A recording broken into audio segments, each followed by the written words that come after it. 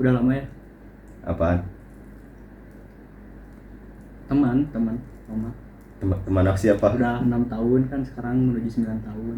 Siapa Sekarang yang 9 tahun? Udah sukses, kan udah punya usaha sekarang. Alhamdulillah.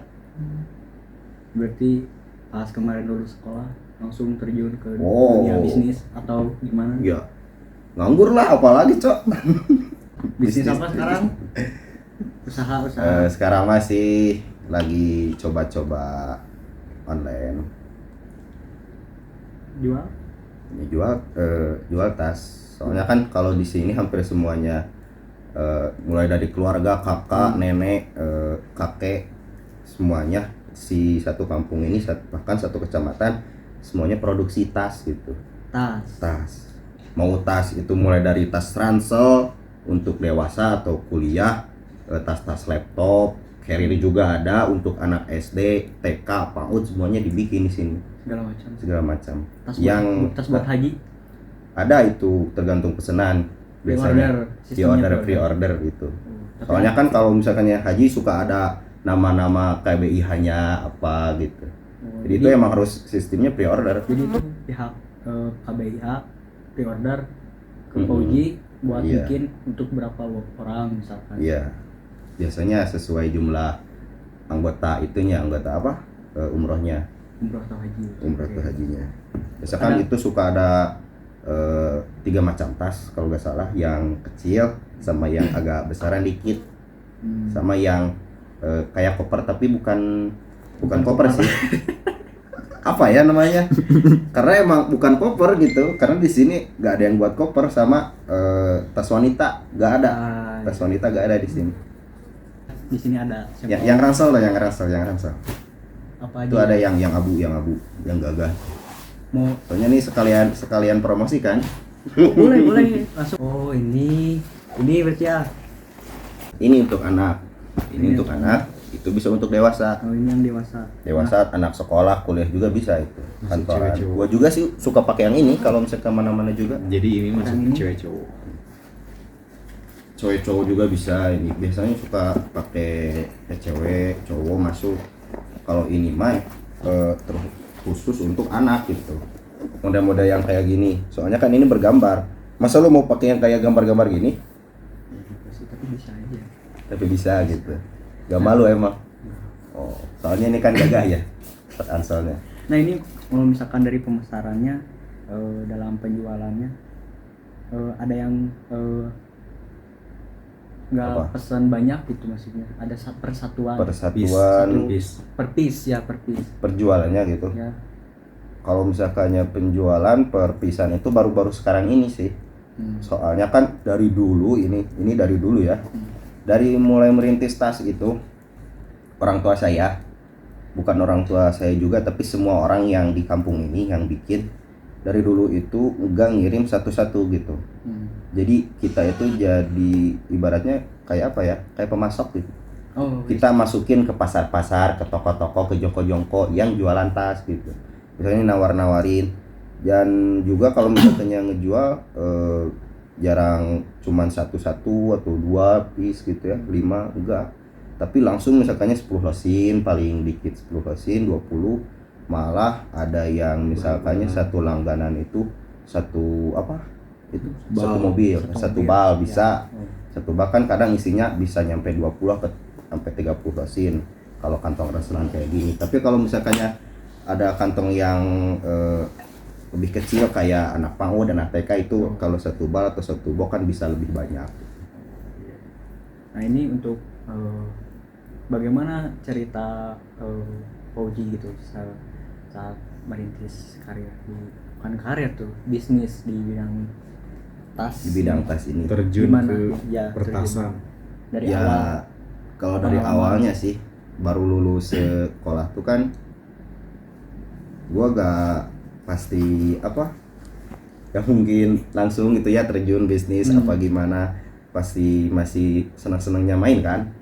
Kayak ke temen-temen apalagi kan di pesantren gitu, keluar main ke sana kemari ke Bandung. Sedangkan saya jadi sayang aja.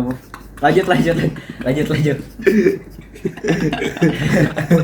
Kan soalnya saya kan rumah di Garut Jokes. gitu. Teman-teman pesantren hampir semuanya orang Bandung gitu. Jadi kalau main ya pasti ke Bandung, sedangkan kalau main kan soal jaraknya jauh juga, gak mungkin 1 hari 2 hari gitu, paling 3 hari, paling lama seminggu gitu nginep di rumah teman-teman. Kayak ya di rumah Angga ini 3 hari, di rumah Angga 4 hari. Ini yang suka nyusahin di rumah tuh ini, Enggak guys ya. tapi nggak apa-apa lah, itu mungkin menjadi salah satu Keberuntungan. tempat refreshing gitu ya, Iya, untuk tempat refreshing jika ya. jenuh dalam pekerjaan, suka main di rumah saya gitu. Nah, untuk pertama, apakah langsung bikin atau Langsung. kerja dulu dari orang lain? Oh iya, tentunya kerja dulu dari orang lain. Kayak waktu saya lulus tuh kan nganggur beberapa bulan tuh. Terus teman saya tuh yang di belakang, si Saifullah. Waktu itu dia ngajakin kerja di pabrik. Pabrik Kerja apa? di pabrik yang ada di Ranca Ekek. Ada di Ranca Ekek, Produksi pabrik apa tuh? Waktu itu lagi musim-musimnya Corona 2020 kan lulus sekolah tuh.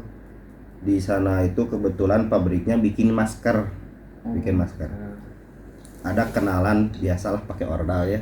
Dan soalnya kalau sekarang sih, zaman sekarang lu mau sepintar apapun, mau prestasi lu sebanyak apapun, predikat, piala, tapi tanpa ordal, ya gak mungkin sih. Gacuan gak masuk. Gak, Ya, harus pakai ordal dulu, pakai cuan dulu zaman sekarang. Waktu itu masuk pabrik, bikin SKCK segala rupa gitu ya. Ada apa? Ada biasa ordalnya itu masih temen perempuan juga di kosan. Kita nginep tuh di kosannya, tapi bukan kosan ceweknya, punya temen. Ya, Ceweknya ya, itu punya temen, masih satu komplek kosannya. Saya nginep di kosan si temennya yang laki-laki. Malah sampai 4 hari apa 5 hari full. Seminggu ya kurang lebih. Itu menunggu panggilan dari pabriknya, dari si caloknya, dari si ordalnya. Konfirmasi. Iya. Itu tuh pakai ordal seminggu. Pakai ordal itu. Apalagi kalau enggak. Kalau enggak ya waktu Gak yakin susah masuk. kan.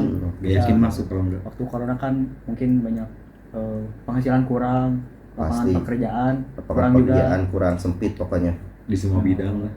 Segala bidang, bukan cuman kayak tadi kan kayak tas, kayak produksi yang udah emang umum di sini gitu.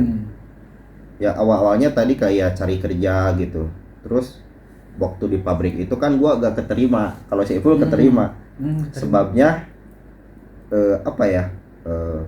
Mata gua minus. Minus 3. Minimalnya di pabrik itu minus 1,5. Buat teman-teman yang belum tahu Saifullah, nanti di sini ada gambarnya, di sini. Nanti dilihatin editor ya. Siapa editor ya, nanti Saifullah. Siap. Waktu itu sama HRD-nya. Padahal itu saya udah lulus banget, udah langsung kerja gitu, langsung di training.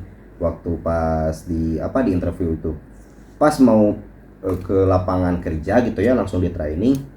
Dipanggil balik. Itu tunggu dulu. Ke HRD. Sama HRD dipanggil lagi. Itu tunggu dulu, itu minus berapa? Katanya kacamata. Minus 3. Gugur katanya. Gak bisa, di sini paling maksimal minus 1,5. Jadi ya saya otomatis gak keterima. Ya mungkin tuh ada alasan kenapa ada batas minus, mungkin takut berimpact pada produksi di pabriknya. Iya juga positive sih. Thinking aja Ya, sih positive ya. thinking. Tapi yang nggak bisa gua pikir positive thinking itu karena gimana ya? Begitu gua keluar dari pabrik itu, orang yang berkacamata malah banyak. Malahan lebih Ya mungkin kalau dari minusnya mungkin ada yang 2,5 atau 2, 3, 4 malah. Jadi bisa dibilang formalitas di awal doang pas lamaran. Formalitas. Berarti mungkin ordalnya lebih kuat. Gak juga sih sebenarnya, orang pinter-pinternya kita aja.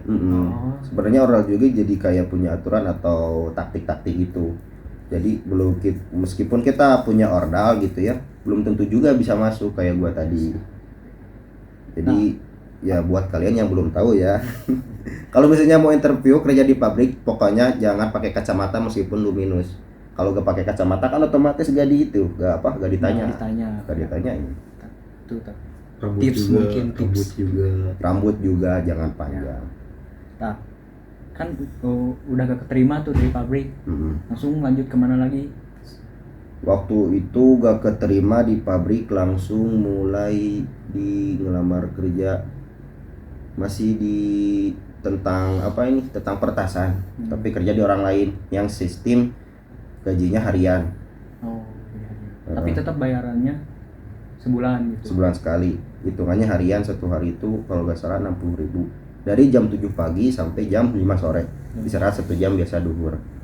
Itu tuh pas lagi di Cijapati, kalau ada yang tahu Cijapati ya, Ciloa. Itu jadi kayak pabrik tapi bikin tas direcah gitu. Kan kalau di sini makan misalnya kalau misalnya ngerjain tas nih, kita itu misalkannya punya pegawai nih, punya 4 pegawai misalkannya ya. Yang satu pegawai bikin ransel, punya hancaannya ransel, yang kedua misalnya PAUD atau yang ketiga TK. Itu mereka ambil 10 lasinan atau 20 lasin per hancaannya. Semuanya itu dikerjain dari 0 sampai 100% jadi full seperti ya seperti tas seperti ini gitu, langsung jadi seperti ini. Sama dia. Kalau waktu di Ciloa saya tuh kerja tuh cuman kan direcah sistemnya. Jadi cuman misalkannya bagian-bagian gitu. Bagian resletingnya ngejahit itu. Bagian badan depannya. Jadi seperti ini, bagian saya jahit bagian ini doang, atau bisa buat ini doang itu bagian belakangnya, tali-talinya. Kalau yang di sini kan kata tadi juga langsung semuanya yang tadi direcah itu dikerjain sama satu orang gitu. Biar gak makan banyak apa orang. Iya ada karyawan di sini, berapa orang karyawan di sini? Kalau sekarang mah soalnya kan nggak kayak dulu lagi sih.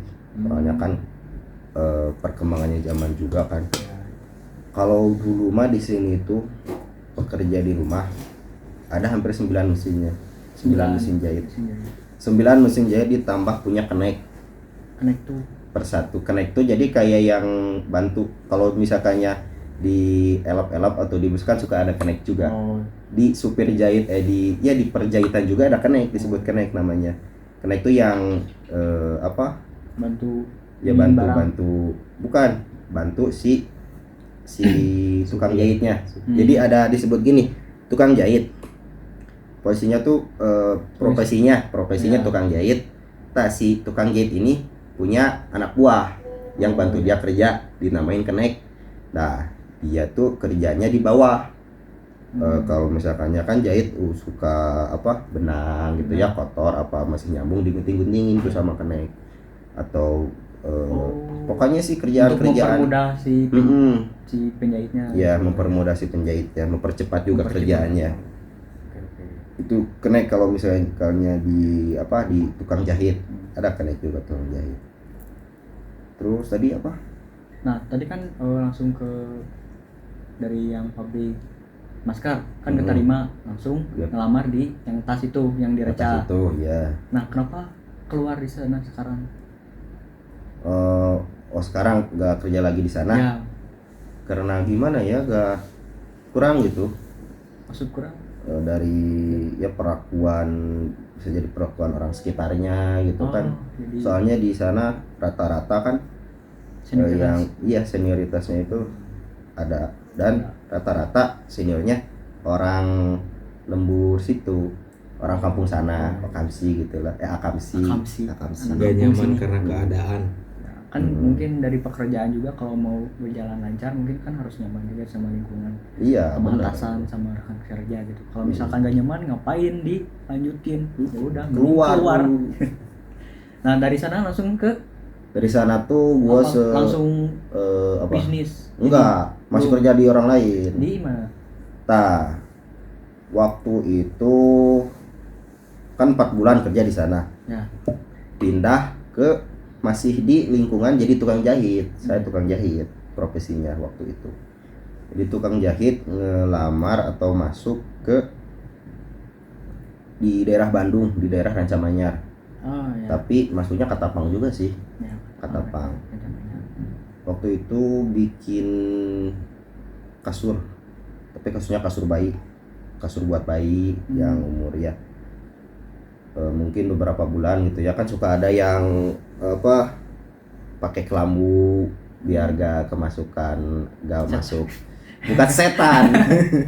Gak kemasukan apa nyamuk gitu, Ya. kelambu yang gitu kayak jaring-jaring Ya. ya. Bikinan kasur-kasur kayak gitu waktu itu saya dibawa sama paman, dibawa kerja sama paman ke Bandung katanya. Berapa bulan? 4 bulan sih, sama kayak yang sebelumnya. Yang di 4 bulan. tas itu sama 4 bulan. Kenapa keluar yang dari kasur? Kalau itu masih sebenarnya betah gitu ya di sana, kerjaannya enak, sama ongkos jahitnya juga ya keharti gitu, non bahasa Indonesia keharti. Jelas itu. Pokoknya jelas ya hitungannya, Ya. hitungannya jelas. Bayaran tuh sebulan sekali, seminggu sekali per malam minggu, per malam minggu. Gajinya per malam. Digajinya ya per malam minggu. Malah bisa nyampe per minggu itu 1,2, 1,3 itu di situ. Alasan keluar sih karena pas itu kan lagi musim-musimnya corona. Oh iya. Lagi musim-musimnya corona juga katanya bakalan ada yang di out gitu, gak dimasukin PHK, lagi, di PHK lah gitu ya, sama ya, pengurangan ketenagakerjaan. Kena Sama, PHK itu sama aturan PHK itu kena. bukan kena sih sebenarnya, gimana ya, karena adminnya aja sih yang Apa? oh. Nah kan tadi Pak Uji bilang kalau misalkan di sini tuh kan banyaknya perjahitan. Kenapa nggak minat di bidang yang lain gitu? Karena gimana ya, bukannya nggak mau berkembang, tapi ya kalau misalkannya udah ada yang ini juga udah apa? Ibaratnya terlanjur basah mungkin. Iya, di terlanjur perjahitan. basah. Jadi ya udah di sana mungkin kalau misalkan dari sisi pengembangan mungkin dari desain tasnya mungkin atau pengembangan dari warnanya. Nah ini tas ini udah di apa? Dijual kemana saja gitu? Paling jauh atau? Paling jauh sih kalau ini pengiriman biasa ya, pengiriman ke Solo. Solo. Ada yang di luar Jawa nggak? Di luar Jawa banyak sih sebenarnya. Malah kalau misalkannya bukan saya sendiri gitu ya. Kalau misalkannya dihitung sama orang-orang lain yang di sini, sama orang-orang kampung sini, hampir semua Indonesia lah hampir pernah kirim. Hampir pernah. NTB, NTT, bahkan pernah ada yang ke Papua gitu, tapi jarang banget sih Papua. Yang sering itu ke daerah Tasik. Daerah Tasik, Cirebon, Jakarta, Tanah Abang udah pasti. Tanah Abang, ke Tanah Abang sampai Tanah Abang. Jadi masuk juga sih ini kayak apa disebutnya gitu, suka disebut barang Tanah Abangan gitulah. Ya gini, ini nama dari berbagai daerah ya, contohnya seperti ini tasnya. Terus dari Tanah Abang, Bukit Tinggi, Palembang juga masuk, juga ke daerah mana ya, Sumatera, Kalimantan juga pernah suka ada gitu langganannya. Tapi itu juga kalau misalkannya dari orang jauh itu juga ada juga sih yang suka nipu gitu. Nipu gimana maksudnya? Jadi mesen tapi nggak bayar maksudnya? Iya. Jadi barangnya udah sampai. Barangnya udah sampai, iya. Itu tapi bisa berapa? Ruginya bisa sampai berapa itu? Kalau misalkan bisa sampai puluhan juta sih. Puluhan juta. Soalnya kan kita ngirimin itu misalkannya 1 bal, 2 bal. Kan sedangkan harga itu kita dihitungnya per lusin. Per lusin, per tas, per model beda harga. Rata-rata kalau ransel seperti ini ya, seperti ini per lusinnya harganya paling murah gitu, paling ininya 600.000. Nah sedangkan misalkannya kalau misalkannya dikali 50 lusin, 600.000 kali 50 lusin, udah besar kan pasti. Tapi itu yang nipu-nipu gitu enggak satu kali belanja gitu. Soalnya dia tuh pesan ke kita dibikinin 1 kali, 2 kali, 3 kali dia masih amanah gitu, masih bayar ada. Nah ada taktiknya. Iya ada taktiknya juga yang kayak gitu. udah keempat kalinya, kelima kalinya dia pesan rata-rata sih apa namanya, jadi kayak udah kebiasaan yang nipu gitu. Biasakan kalau pesen yang awal-awal yang 1-2 tadi, yang ke-1 yang kedua 20 atau 40 lusin gitu. Yang pas mau bagian dia nipu, dia pesennya tuh kadang iya jadi banyak. Dibanyakin. Kan kita udah percaya nih sama dia, ya kita bikin aja. Jadi misalkannya 70 sampai 100 lusin. Dia cuman cuman ngasih DP doang gitu ya. Kita kirim ya otomatis dan kita udah percaya, kita kirim langsung ke tempatnya. Pakai ini soalnya pakai jasa kirim. Jasa kirim. Kita kirim ke sana ke tempatnya, misalkan contohnya di Pontianak misalkannya. Kita kirim ke Pontianak. Nah, udah gitu di teleponan misalkan ya masih ngangkat, di SMS masih ngangkat atau masih di WA. gitu. Iya, masih berhubungan. Namun ya selang beberapa waktu pas barangnya udah sampai udah gak bisa dihubungin gitu. Bukan, barang udah masih ini udah sampai. Udah di ini masih apa? Masih di perjalanan. Bukan, maksudnya barang udah sampai nih. Kita masih kontekan sama dia, masih berhubungan gitu. Nah, lama kelamaan nih dia kan udah suka ngejanjiin nanti gitu balasannya. Nah, udah beberapa lama misalnya kita telepon balik gini, telepon balik udah ditelepon, si nomornya itu jadi gak aktif. Udah gak aktif, SMS enggak. Terus penasaran ya, mungkin kita penasaran karena kan ya puluhan juta gak, bukan uang yang dikit juga gitu. Dilacak ke sana ke tempatnya, ketemu ternyata dia tuh di sananya rata-rata yang nipu ya. Di sananya misalkannya rumahnya itu sewaan, rumahnya sewaan atau kontrak, mobilnya nang sewa juga. Teleponnya sih nomor itu kayak suka sekali pakai. Jadi emang ditanyain ke tetangga-tetangganya juga ya di sekitaran komplek rumah itu. Jadi ada kurang tahu gitu dia pindah kemana atau asalnya sebelum kesini itu dari mana. Rata-rata gitu. Hampir semua penipuan motifnya begitu. Mau di Jakarta atau di mana. Rata-rata sih kalau yang pernah ketipu di Jakarta, Jakarta. Tanah Abang mah enggak mungkin. Kan pusat itu.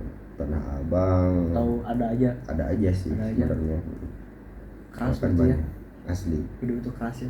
Hidup itu keras. Nah, dari tadi pas pabrik kasur 4 bulan kan keluar nih PHK ya. Langsung mulai ini. Langsung mulai ini. Kan emang udah punya basic jahit kan ya. Kalau untuk awal-awal sih kan misalkannya saya punya modal gitu ya dari hasil kerja sendiri tadi. Punya modal misalkannya 3 jutaan gitulah. 3 jutaan kalau misalkannya tas kita bisa bikin gitulah 10 lusinan mah. Itu saya belanja bahan, alat-alat itu mulai dari belanja begitu ya sama sendiri. Dijahit pun juga sendiri. Awalnya ya dijahit pun juga sendiri. Karena apa? Karena ya masih awal juga kan, masih belajar juga. Soalnya kalau misalkannya apa itu disebutnya diongkosin ke orang lain ya punya pegawai gitu. Ya modal juga belum ada misalkannya kalau misalkannya mau rekrut pegawai baru. Jadi ya mumpung punya basic jahit, bisa jahit ya manfaatin gitu. Apa yang kita bisa lakukan. Jahit sendiri, jual sendiri. Tapi waktu itu dijual masih ke orang-orang sini sih. Orang lembut gitu ya.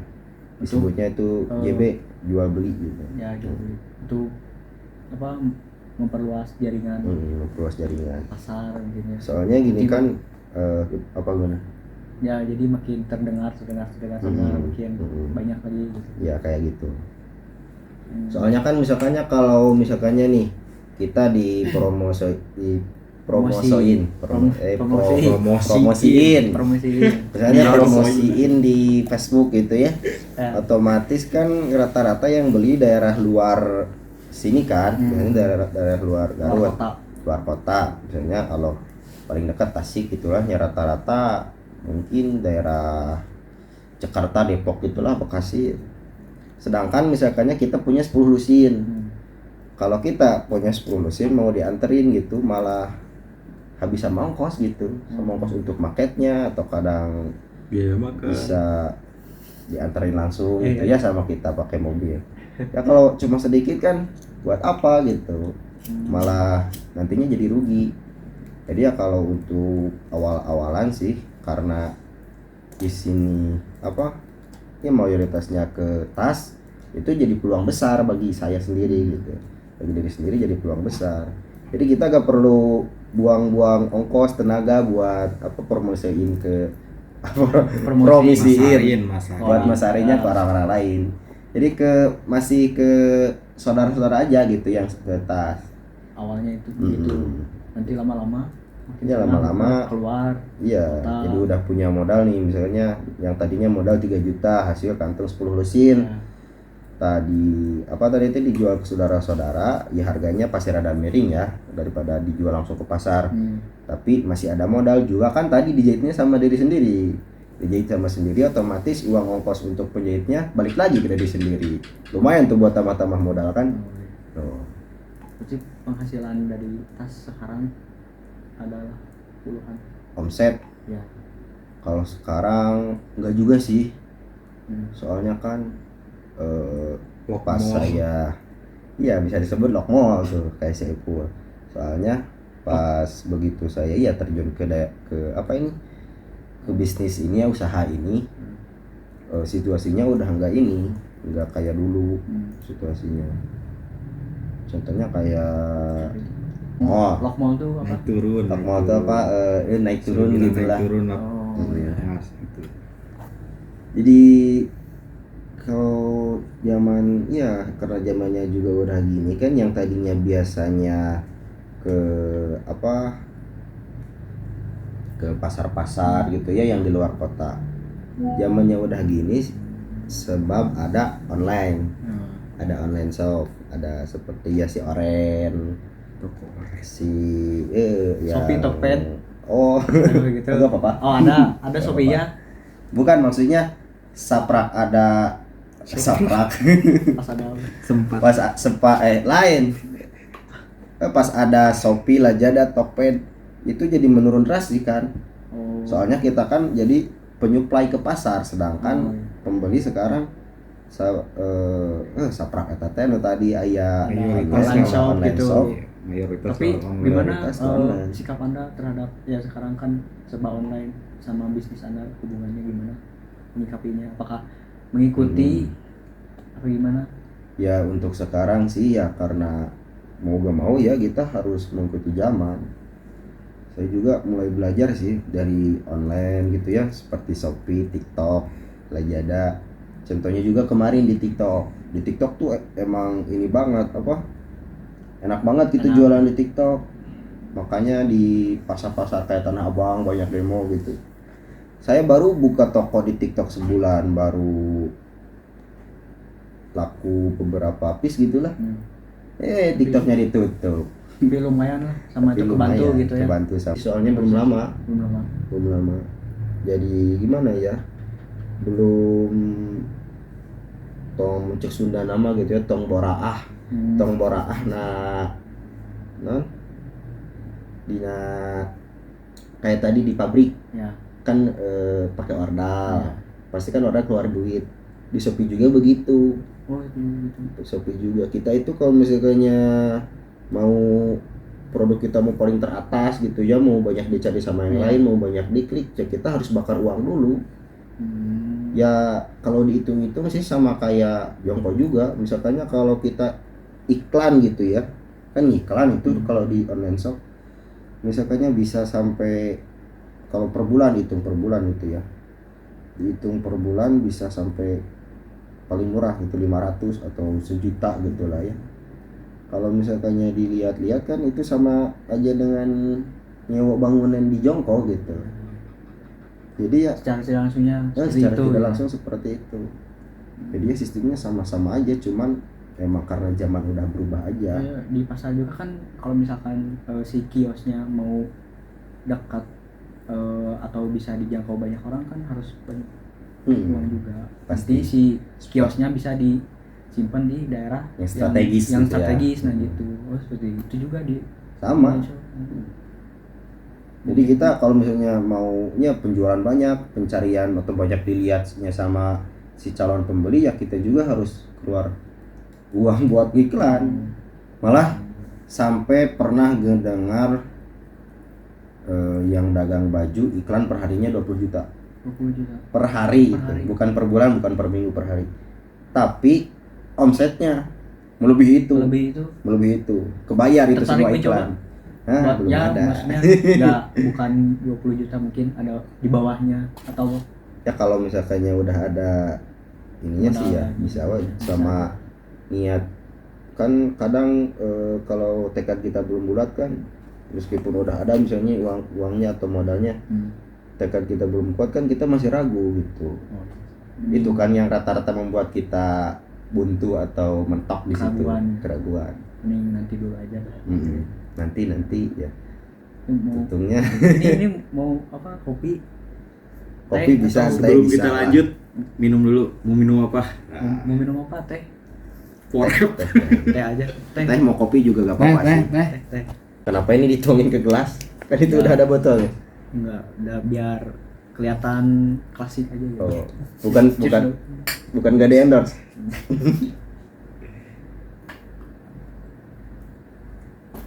Nah lanjut, apakah kalau menurut saya sih Pauji itu udah sukses, salah satu teman yang sudah sukses, apakah Anda merasa atau kayak gimana itu? Masih Karena kan belum. kalau misalkan emang sih udah gak bisa dinyatain sendiri kan, harus dari orang lain. Tadi Kalau misalkan terusin. menurut saya Anda sukses, kalau menurut saya Anda sukses, apakah Anda menerima? Atau aminin aja? Aminin aja sih. Aminin aja. Soalnya kalau dibilang sukses ya belum gitu. Masih banyak proses yang banyak lebih. proses step. Tapi kalau misalkannya lihat dari sudut pandang orang-orang kan, tingkat kesuksesan orang itu beda-beda.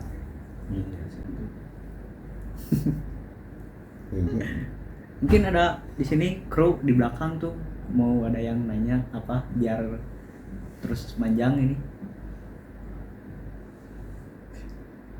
Oh, surah-suri. Nggak ada. Kayaknya terlalu lama ya. Kayaknya Nggak ada. Berapa Udah menit aja. nih? Bagaimana perasaan Anda disebut sukses sama orang lain? Ya seneng juga sih ya kalau misalkannya dibilang sukses gitu. Ya ibaratkannya meskipun diri kita belum merasa sukses, tapi pandangan orang lain udah mengira kita sukses gitu ya. Itu kan Ada bisa seneng jadi juga. support buat Iya, diri bisa jadi sendiri. Motivasi tersendiri ya. Bagus istilahnya. Berarti udah sukses kan. Ya amin aja dulu. Tapi kadang Ntar. ya tadi itu. Itu aja. Itu aja. Ya baik itu. Terima kasih pada Pauji di sini. Pauji ini teman saya asalnya dari Garut. Buat kalian yang nggak tahu, mungkin kalau misalkan ada yang mau cek Shopee, Ya Shopee, TikTok. apa namanya? Bisa TikTok ada. TikTok namanya Astariskus atau Uji Meong aja, O-nya 2 ya. O-nya 2 pokoknya. Kalau Shopee Shopee sama. Astariskus atau gak Uji Meong. ya terima kasih ya sekali lagi Uji. Oke, atas sama-sama. waktunya. Terima kasih. Kembali lagi lanjut di penutupan akhir.